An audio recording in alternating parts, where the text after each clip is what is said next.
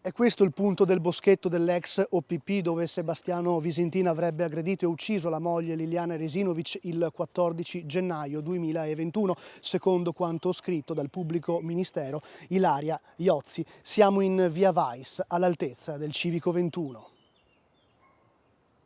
E infine il corpo di Liliana Resinovic il 5 gennaio 2022 è stato trovato qui a ridosso del burrone, oltre questa rete che scende dove c'è questo spazio ormai totalmente coperto dalla vegetazione.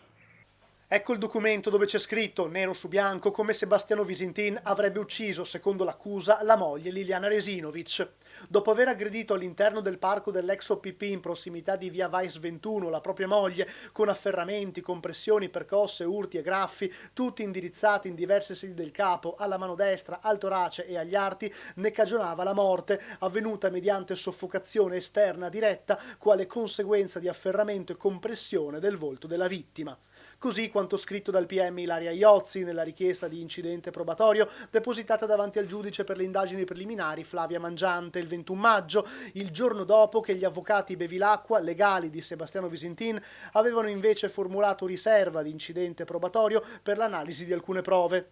Di fatto le dinamiche con cui sarebbe avvenuta l'aggressione e l'omicidio, descritte da Iozzi, sono coerenti con quanto scritto nella relazione medico-legale dell'antropologa forense Cristina Cattaneo, secondo cui l'ipotesi di suicidio non regge. La richiesta del pubblico ministero di incidente probatorio è stata formulata su sollecitazione dell'avvocato dell'associazione Penelope, Nicodemo Gentile, per l'assunzione della testimonianza di Claudio Sterpin, storico amico di Liliana. In generale, si legge nel documento, in ordine ai fatti di omicidio per i quali si procede, nonché in generale in ordine ai rapporti intrattenuti dallo stesso con la vittima Resinovic Liliana e ai rapporti intercorsi tra lei e il marito Visintin Sebastiano e tra la coppia Resinovic-Visintin e la loro cerchia di amici.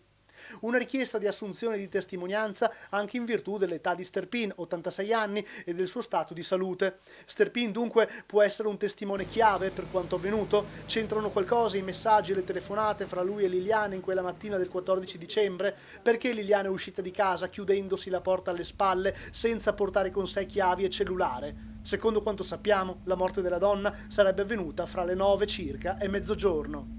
La notizia emersa sembra dunque suggerire un'importante accelerazione sul caso, il che pone un'ulteriore domanda. Quali sono gli altri elementi in mano agli investigatori che individuerebbero Sebastiano Visintin come autore del delitto? Intanto si attende la fissazione dell'udienza per l'incidente probatorio da parte del GIP.